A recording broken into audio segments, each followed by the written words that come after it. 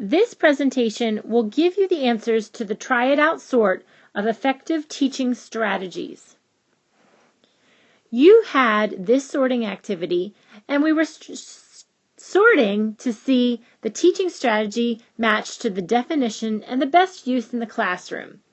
For each of the areas of teaching at the bottom in the circle, I will show you the match, and I will tell you a little bit more about each one so you have a better understanding of how the teaching strategy can be used in the classroom with young children. Let's get started.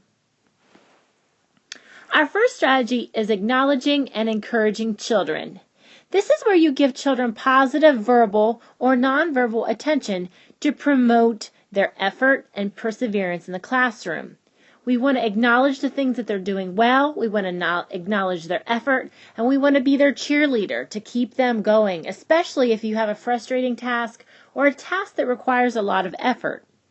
This is best used when students need motivation, or you want them to keep maintaining the behavior that they're showing in the classroom. We know that this strategy works because we see children responding very well to positive reinforcement, even in the form of verbal comments. When we see them doing something new, let's say in the classroom we're asking them to sit quietly so they can hear the directions.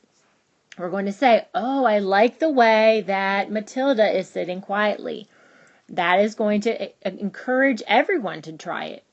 Also, we might acknowledge when things are tough. Say you're learning about something during writing time, and maybe they have to try to write a little bit longer, building that endurance as writers.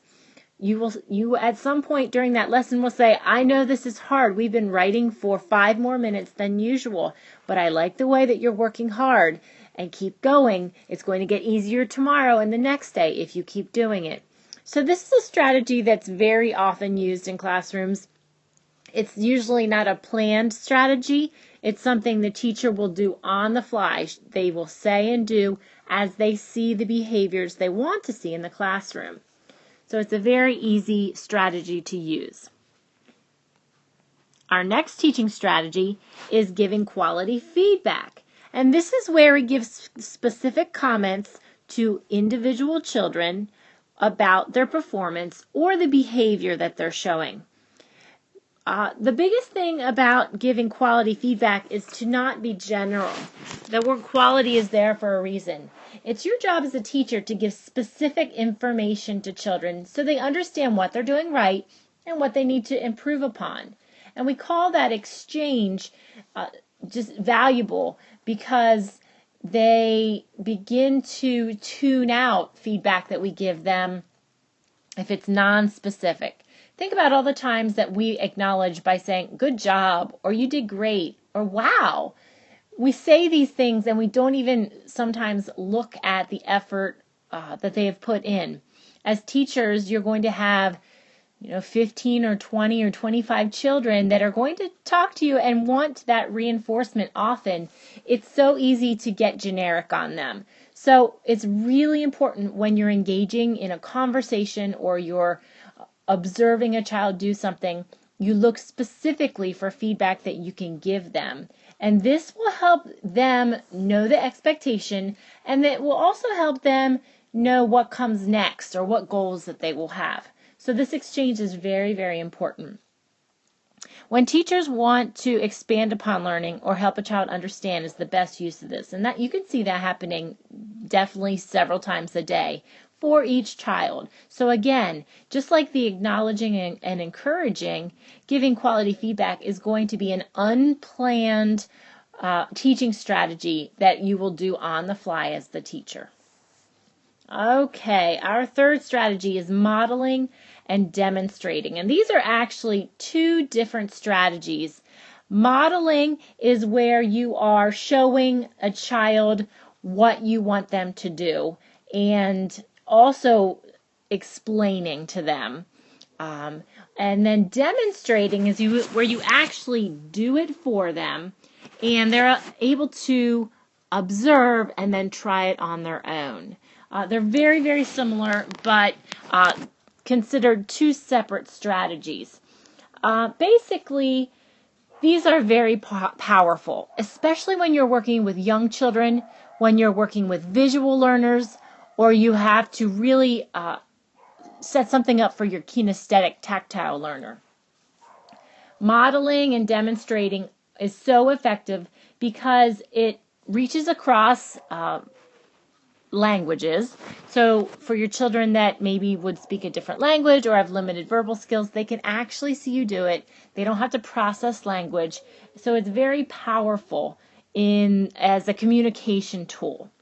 As you model and as you demonstrate, though, it's to the benefit of the child for the vocabulary development to talk your way through it. We call this thinking out loud. So we're going to be sharing what we're doing. If you've ever been with a baby, this isn't modeling or demonstrating, but as you change their diaper, you tell them what you're doing so they understand every time it's going to happen the same way. The same thing is true when we teach someone to do something. In a classroom, maybe I ask the boys and girls to make a circle out of their Play-Doh. I am going to show them how to do it first, and then talk them through it as they do it. So I would get my own Play-Doh, and in front of them, I would make a circle out of it, and I would show them how to flatten it down so it's a flat object. And I would say, this is not a ball anymore, it's flat. I talk about it as I'm modeling or demonstrating. This helps them when it's their turn to try it out. And again, anytime a student needs to see something to learn it, or you want to extend upon something, this is a great strategy or strategies to use. This is something that, again, will be used daily in your classroom.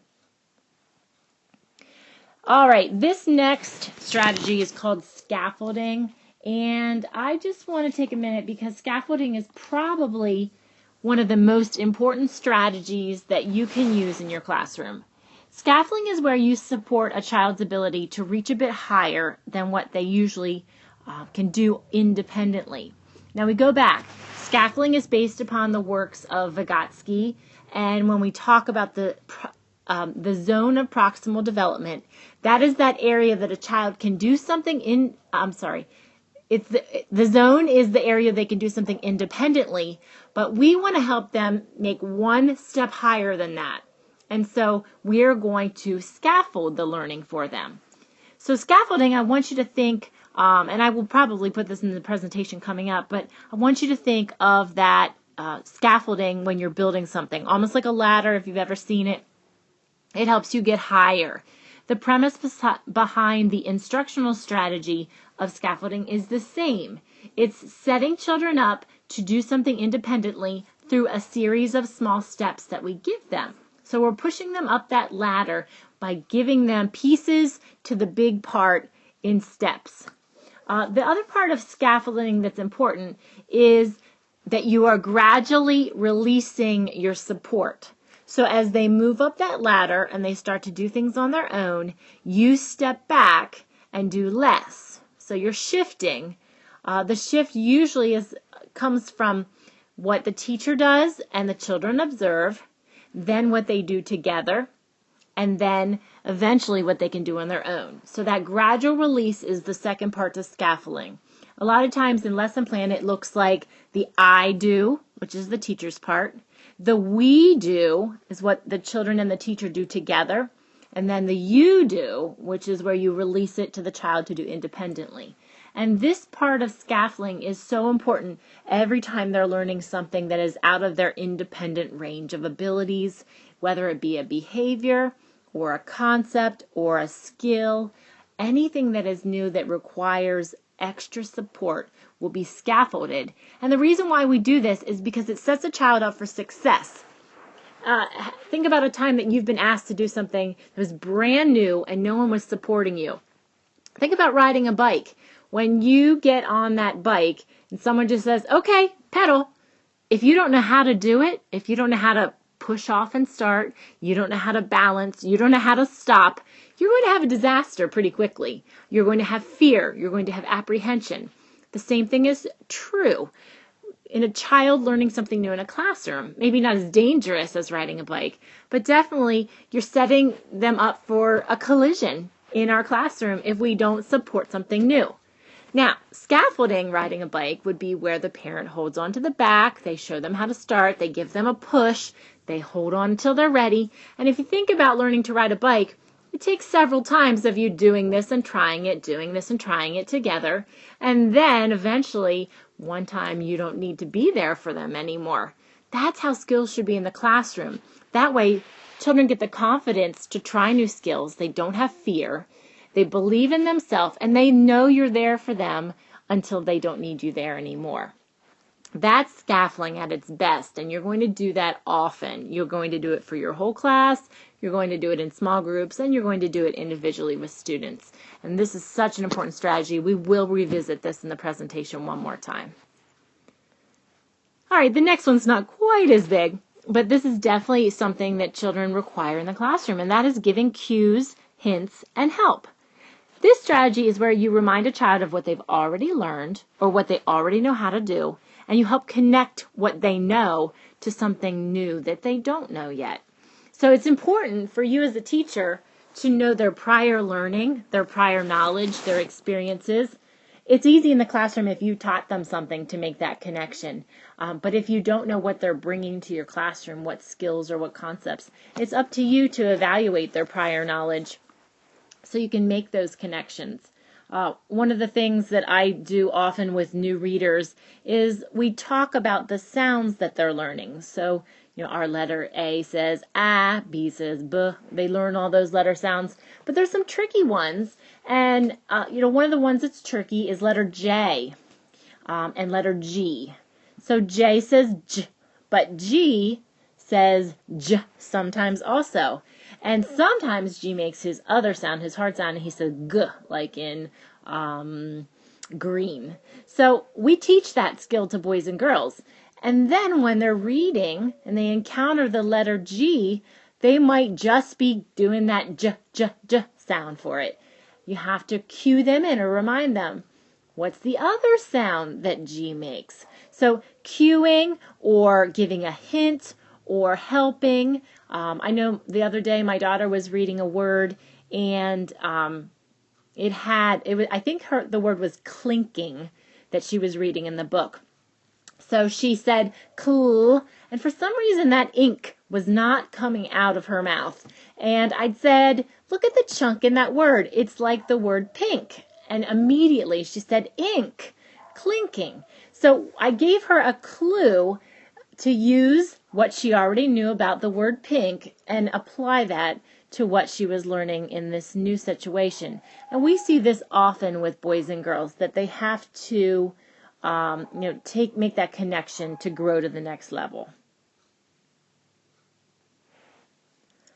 Questioning is the next teaching strategy. And questioning is where we promote different thinking, usually at a higher level, and allow for different responses during a lesson. Most questioning is done during a lesson, although we question children before and after we have a lesson as well. What we know about questioning is we really want to promote different types of thinking with the kind of questions we ask. So there are different levels of questions that range from very closed questions, and these are lower level questions. And these are questions that have one right answer, and it's usually asking children to recall facts or information. An example would be if you read them a story, you could ask them who were the characters in the story. You could ask them what was the setting of the story. You could ask them what was the name of the dog in the story. They're very simple questions that you can answer just through listening or looking back on information. These questions are okay, but we really want children to think at a higher level. And so a lot of the questions that we will ask are more open-ended questions. And these are questions that require children to think about the information outside of what's given in the text. So they have to make some inferences.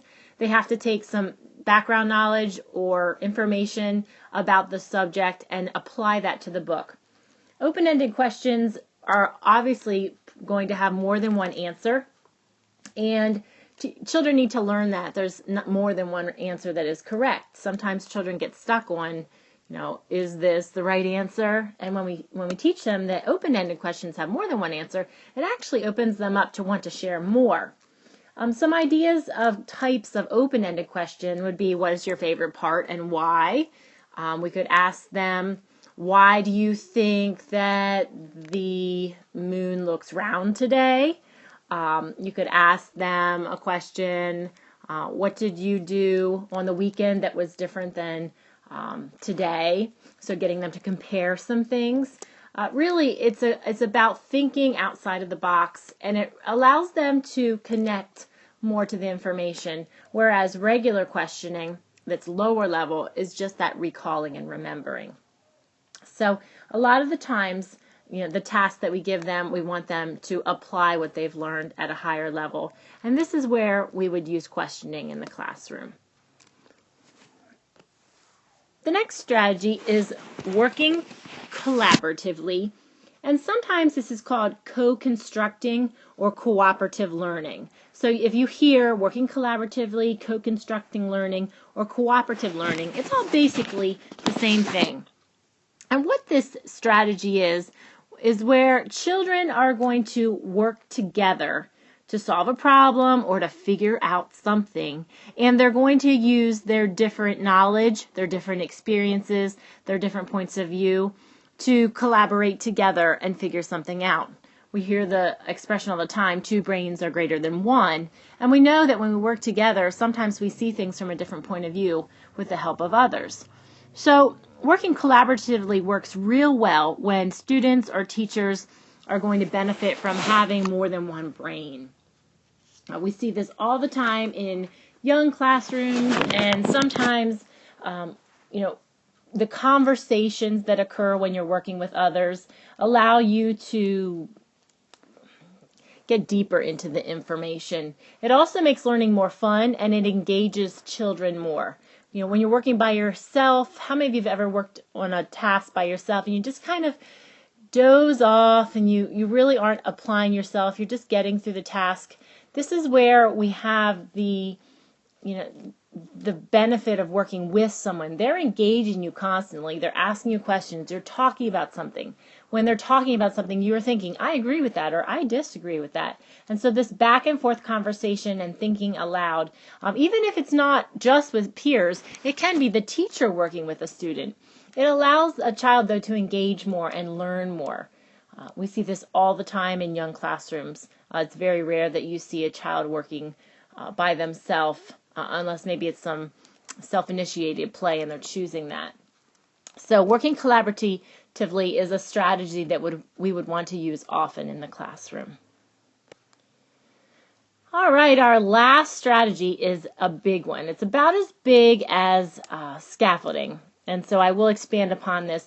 But this is explicit teaching. Explicit teaching is direct instruction on the concepts or skills or behavior that you want to teach children.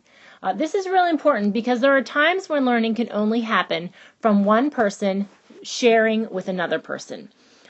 We notice that with young children, oftentimes they learn from being immersed in language or immersed in writing, or they see things going on around them and they pick that up. If you've ever watched a young child hang out with an older child, they start to pick up on what they're doing. That's called the immersion process.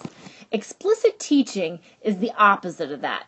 And there are just certain skills that children will not learn unless someone shares the information directly with them. So some ideas, if you think about the alphabet letters. They will not know that an A is an A, a B is a B, a C is a C, unless someone tells them that. It's not something they can look at and just figure out on their own. When it comes to other concepts like three-dimensional shapes, a child will not know what a cylinder is unless you explicitly teach them, or they will not know what a pyramid is. It's not something they're going to encounter and figure out the name of something on their own. So a lot of explicit teaching is naming things and letting them work with things once they know what they are. Explicit instruction sometimes is for behavior. When we talk about bullying, or we talk about how to help a friend, or we talk about how to use scissors for the first time. You want to explicitly demonstrate or model or show or tell what it is and interact with the child until they can take that knowledge on their own. Some explicit teaching requires a lot of time and some is very short, but it's where you give direct instructions or information to something so a child can learn it.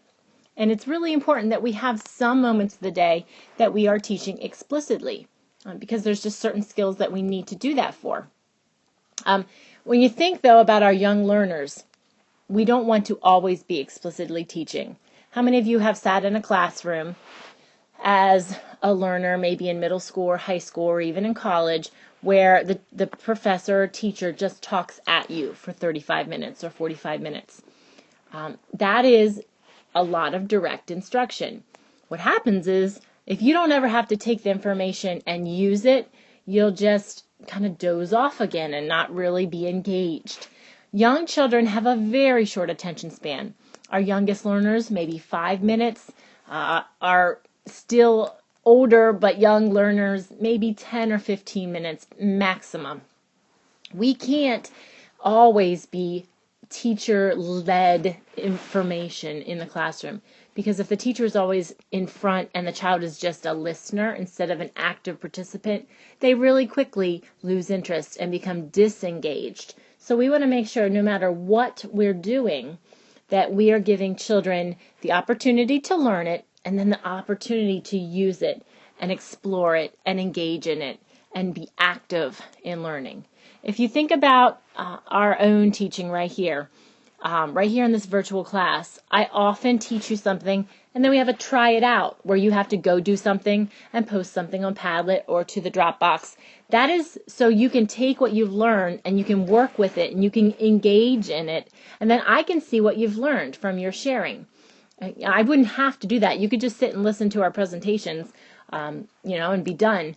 And I know this model that I use to teach you takes longer than other online classes, but I need to know that you are engaging in what I'm sharing with you. I can't see you engage in it because we're not face to face. So your Padlet answers and your Dropbox answers, your participation shows me that you were engaged at some point in that information. And it also shows me what you learned. And I can see, did they get it correct? Or are there some misinterpretations that I'm going to have to go back and reteach to them? So this is really important when you're working with children. You're giving them the opportunity to have a variety of teaching strategies throughout the day. Because, again, their attention span is very short. You're going to take many of these and combining them into your instruction. You'll never just have one of these teaching strategies going on at one time. It'll always be several. So it's something, this will give you the background knowledge to start thinking about creating lessons in your classroom. How did you do on your sort? Take the answers that you wrote down and make sure that they get Dropboxed on the weekly participation folder on D2L, and then move on to your next section.